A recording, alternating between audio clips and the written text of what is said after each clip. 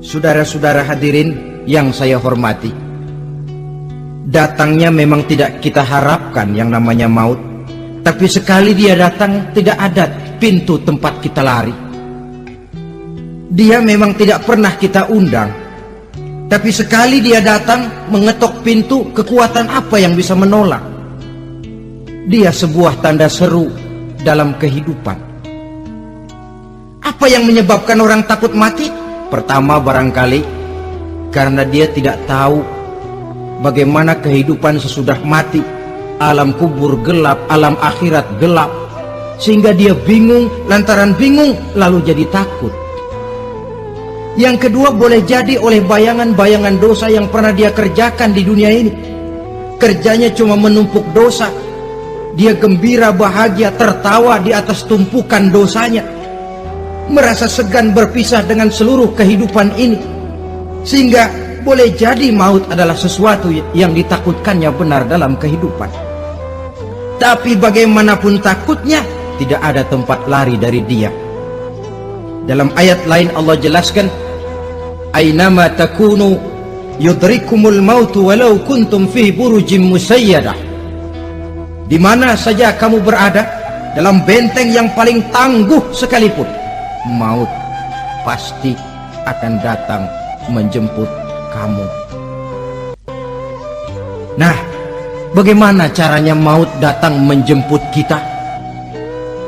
Bila datang dia, sang malaikat pencabut nyawa, malaikat Israel namanya, hendak mengambil roh kita.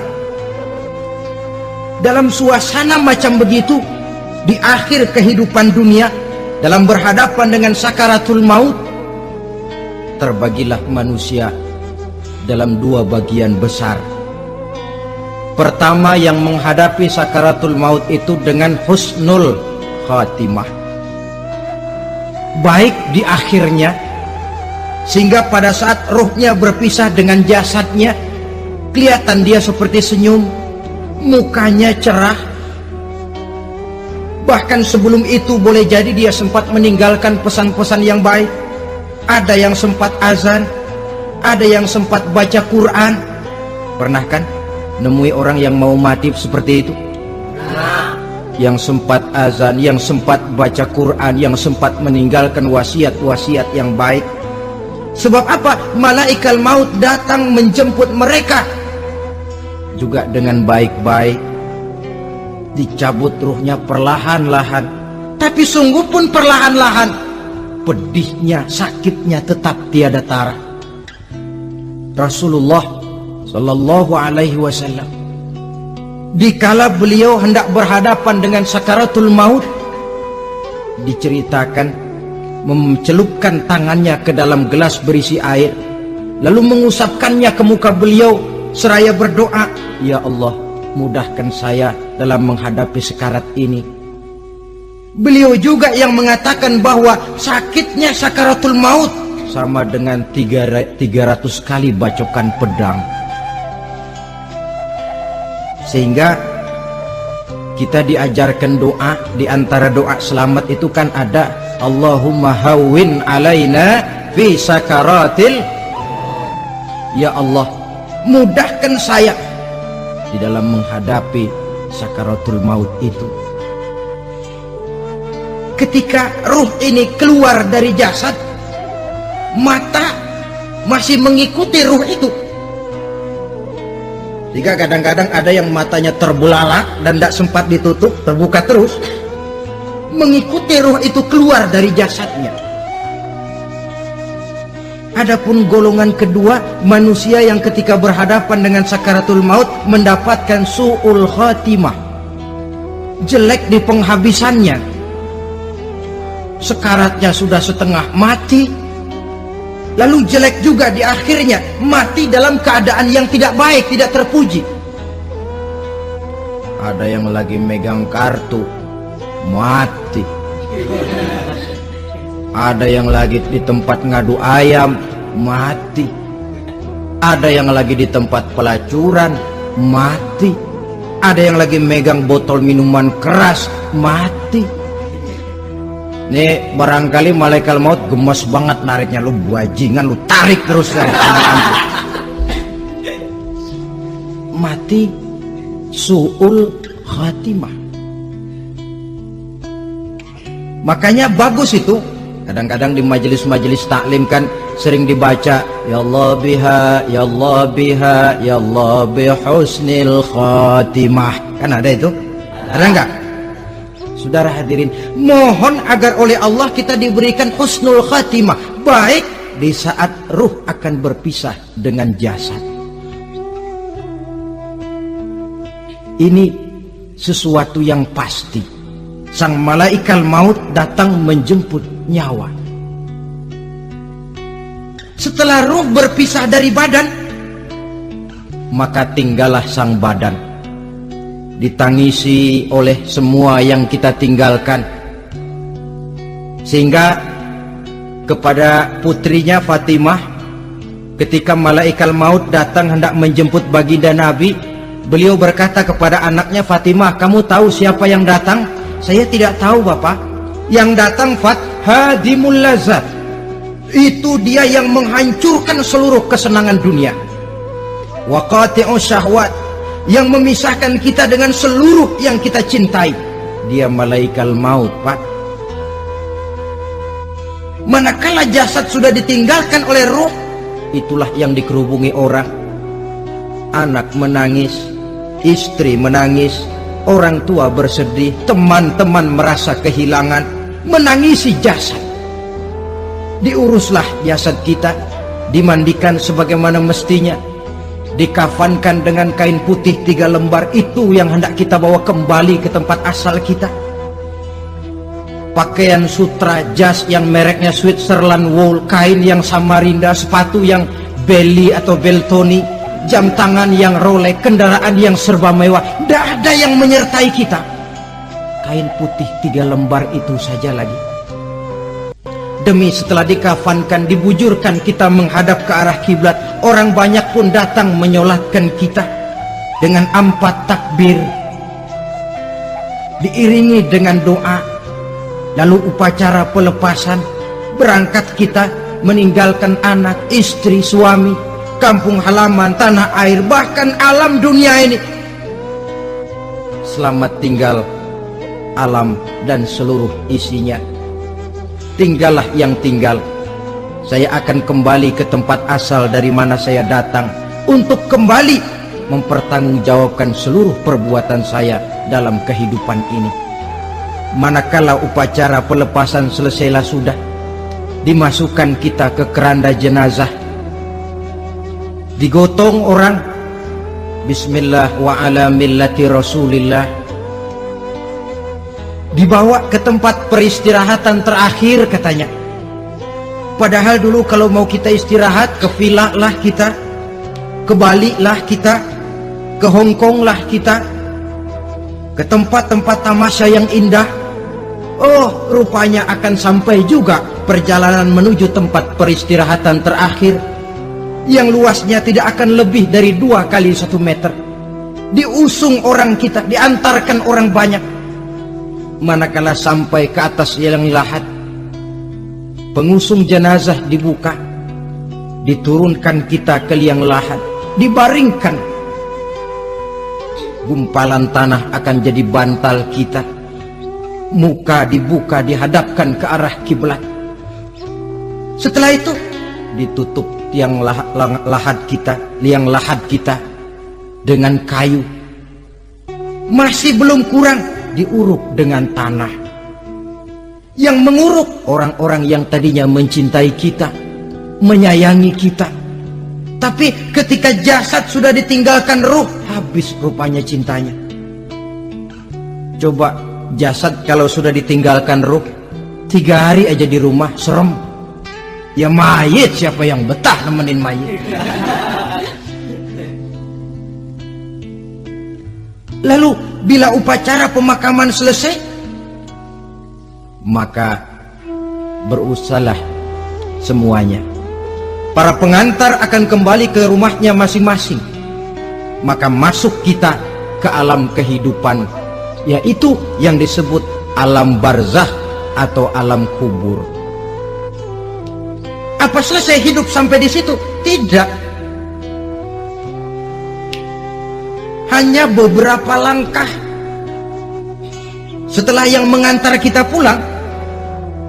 Diriwayatkan dalam hadis Bukhari dan Muslim, bila seseorang sudah diletakkan di kuburnya lalu yang mengantar kembali pulang, maka roh si mayit akan dapat mendengar bunyi terompah orang yang pulang itu.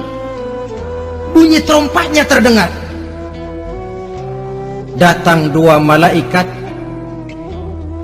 menanyakan dia dengan pertanyaan-pertanyaan yang kalau bisa dijawab dengan betul,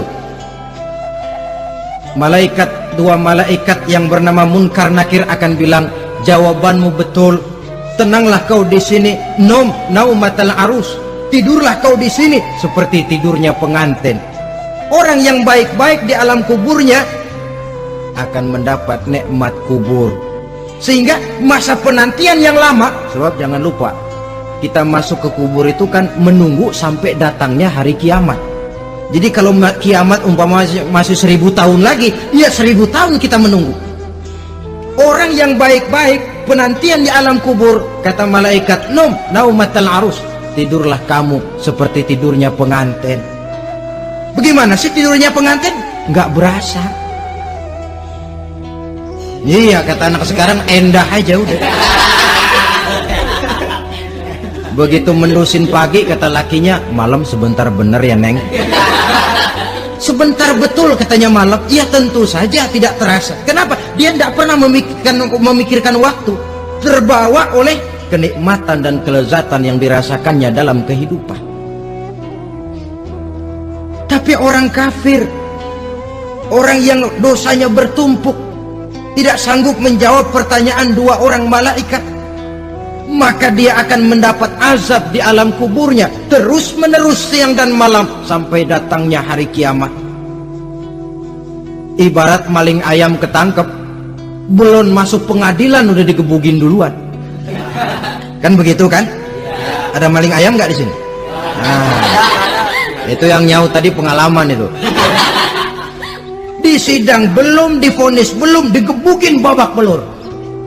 Saudara hadirin, maka alam kubur bisa merupakan raudhatun min riyadil jannah, taman di antara taman-taman surga, pun juga bisa merupakan hufratun min hufarin niran, menjadi liang daripada neraka.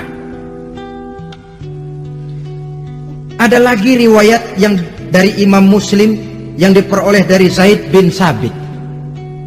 Zaid bin Sabit cerita, satu hari kami bersama Rasulullah SAW berada dalam kebun kepunyaan Bani Najjar. Rasulullah sedang duduk di atas keledai. Tiba-tiba entah bagaimana itu keledai terkejut, kaget, berontak, hampir Rasulullah jatuh. Rasulullah kemudian bertanya, rupanya di kebun itu ada kuburan tua, 5 atau 4 kuburan. Rasulullah lalu bertanya, saudara-saudara ada yang tahu nggak ini kuburan siapa? Nggak ada ya Rasulullah. Memang kenapa? Ini penghuni kuburnya lagi disiksa oleh Allah. Andai kata boleh saya mohon kepada Allah supaya kamu dengar seperti yang saya dengar, andai kata saja kamu kuat mendengarnya, saya pasti akan berdoa. Tapi sayang, saya yakin kamu pasti tidak akan kuat mendengar mereka mendapat azab di kuburnya. Hadis sahih riwayat Imam Muslim dari Zaid bin Sabit. Kehidupan di alam barzah. Pak, iya kalau yang matinya dikuburin. Lah kalau yang matinya diceburin ke laut, dibakar, di medan perang hilang gak ketahuan kemana jenazahnya. Saudara, hilang kek, dikubur kek, di dalam lautan direndam kek, itu kan cuma logika kita. Menurut Allah tidak ada perbedaan orang mati dikubur di dasar lautan, atau dibakar sampai jadi abu, atau gugur di medan perang tidak ketemu jenazahnya. Entah mereka tetap masuk ke alam barzah namanya. Jasad boleh hancur, tapi roh sebagai sumber kehidupan, pusat kesadaran dan pengertian, dia tetap ada, mengalami kebahagiaan dan kegembiraan atau mengalami kepedihan dan penderitaan, bergantung kepada amalan yang kita lakukan dalam kehidupan di dunia ini. Maka dalam Yasin tadi kan jelas, qul yuhyihal ansha'aha awwala marrah, yang menghidupkan mereka yang dikubur di dasar lautan, mereka yang dibakar sampai jadi abu, yang akan menghidupkan ialah Allah yang menciptakan mereka dulu pertama kalinya. Jadi kalau sudah ada aslinya, ya tentu tidak perlu contoh lagi, akan sangat mudah membuatnya. Orang tua kita, keluarga kita yang sudah berpulang, mereka di alam barzakh sekarang ini bisa mendapat nikmat kubur, bisa mendapat azab kubur, bergantung amalan mereka dalam kehidupan di dunia ini. Dalam Musnad Imam Ahmad dan Sahih Abi Hatim malah ada tambahan riwayat, orang yang banyak kebajikannya di dunia, amalannya akan datang menemani dia. Sholatnya dekat kepalanya, puasa sebelah kanan, zakat sebelah kiri, menghibur dia. Malahan dikatakan berbentuk orang yang cantik menemani dia di alam kuburnya.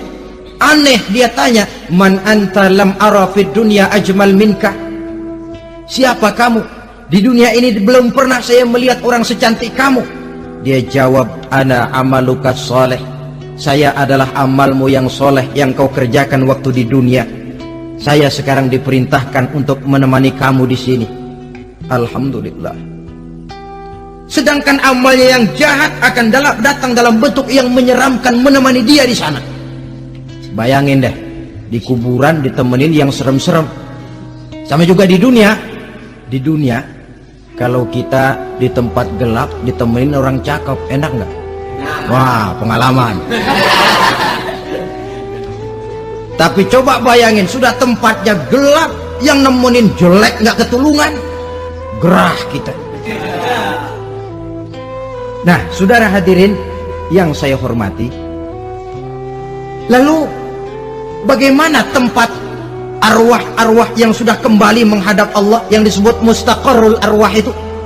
Macam-macam tingkatannya sesuai dengan profesi dan amalannya waktu di dunia.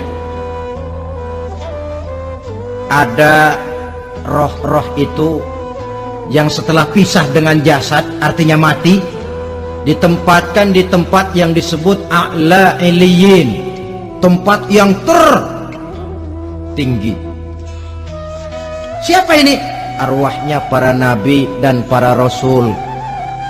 Ini fi a'la iliyin, di tempat yang tertinggi. Arwahnya para nabi, arwahnya para rasul. Dan karena kita bukan nabi, bukan rasul, ya jangan mimpi dapat tempat fi a'la iliyin, kecuali kalau Allah menghendaki. Itu hak prerogatif Allah, tapi kan tidak adil kalau Allah melakukan itu. Ini kelompok roh-roh yang masuk golongan VIP. Wah, the first class. Para nabi, para rasul. Lalu ada pula roh-roh itu yang setelah pisah dengan jasadnya diumpamakan seperti burung-burung hijau yang berterbangan di perkebun-kebunan surga. Roh siapa mereka ini? Rohnya para syuhada, orang-orang yang mati syahid gugur membela agama. Nah, ini bedanya orang mati syahid dengan pahlawan, ya. Apa bedanya syuhada dengan pahlawan? Kalau syuhada, orang yang gugur membela agama, niatnya karena Allah, mati syahid. Kalau pahlawan, orang yang gugur membela negara, orang yang dianggap berjasa kepada pemerintah. Klimaksnya, kalau orang mati syahid jelas surga, tapi pahlawan belum tentu surga. Kenapa? Bergantung kepada negara macam apa yang dibelanya dan pemerintah model mana yang dibelanya. Di negara-negara komunis misalnya, banyak nggak pahlawan? Dengan sekian tanda jasa yang mati di medan perang dan sebagainya. Kira-kira pahlawan komunis masuk surga nggak? Ya, kalau pahlawan komunis masuk surga, kita nggak kebagian kapling di surga barangkali. Inilah bedanya pahlawan dengan orang mati syahid. Kemudian ada pula roh itu yang tertahan di pintu surga. Tertahan di pintu surga. Ini seperti tadi, orang yang mati syahid tapi masih ada kaitan di dunia. Rasulullah pernah ditanya orang, ya Rasul, kalau saya maju ke medan perang bela agama, mati syahid, apa saya masuk surga? Iya, masuk surga. Kecuali kata Nabi, kalau masih punya utang. Nah, tertahan di pintu surga. Ada pula roh itu yang tertahan di alam kuburnya. Ini umumnya seperti tadi itu. Ada mempunyai dosa, mempunyai kesalahan, sehingga merasakan azab kubur. Ada juga roh itu yang tertahan di permukaan bumi. Mereka yang dalam hidup selalu menumpuk dosa-dosa yang besar, meninggal sebelum keburu untuk bertaubat. Saudara hadirin yang saya hormati, inilah yang kita khawatirkan. Sebab jikalau pada saat roh sudah datang, jikalau saatnya roh datang berpisah dengan jasad, menemukan sakaratul maut, saat itu taubat sudah tidak akan ada gunanya lagi. Masuk ke alam kubur, mendapat azab kubur sampai datangnya hari kiamat. Berapa lama di alam kubur ini? Menunggulah kita sampai datang saatnya kiamat. Nah, saudara-saudara, apa tanda-tanda hari kiamat? Kapan dia akan datang? Bagaimana hal ihwal manusia pada saat terjadi kiamat? Bagaimana alam ini? Bagaimana perhitungan di padang mahsyar? Insya Allah akan saya ungkapkan pada bagian kedua dari ceramah ini. Insya Allah kita akan lanjutkan pembicaraan ini sampai kepada terminal paling akhir, surga dan neraka. Inilah saja pertemuan kita pada kesempatan kali ini. Terima kasih banyak atas segala perhatian. Mohon maaf atas segala kekurangan.